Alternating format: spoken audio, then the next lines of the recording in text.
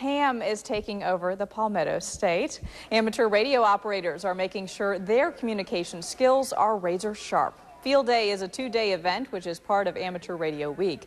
Ham radio operators from the Grand Strand set up generators and wire antennas in the trees near the Red Cross in Myrtle Beach.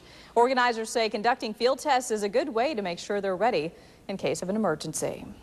When public safety radio systems go down, amateur radio comes in there and supplies the necessary communications to aid the state and local people, and obviously the citizens of those communities, those states, to supply communications and help them, work their way through disaster. The ham radio operators in Myrtle Beach were set up next to the Red Cross for 2 days. They brought along camping tents and RVs. Well, the PD was also represented in the airwaves during today's ham radio field day. 3 stations at Lake Darpo in Darlington County set up their gear and made contact with over 700 other participants. As News 13's Brian Formica discovered, for one camp, their MVP of sorts is only 18 years old. 18-year-old Greg Davis is a pretty good listener.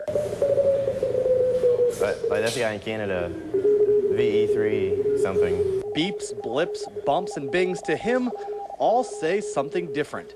He's nationally known for his work in ham radios and Morse code. All the colored-in places are places we've talked to so far. Least to say, he's popular. It took him only 6 months to get familiar with understanding Morse code, and now he's speaking a whole nother language.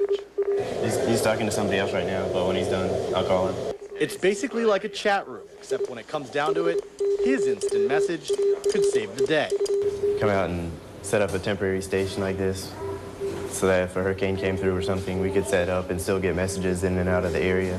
When he's not testing the system, Greg Davis is known by a completely different, well, Morse code name, N3ZL. After dinner, and talk to somebody in Germany, and then somebody in Australia, and somebody in Alaska, and an hour to talk to 3 or 4 people all over the world. So all in all, Greg Davis is a pretty nice guy. In fact, he even helped me with my sign-off. In Darlington County, Brian Formica, News 13. Very nice, Brian. Well, the field day demonstration lasted all weekend. Greg's only one of thousands who took part. Next year, he's off to Clemson University, where he plans to study radio technology.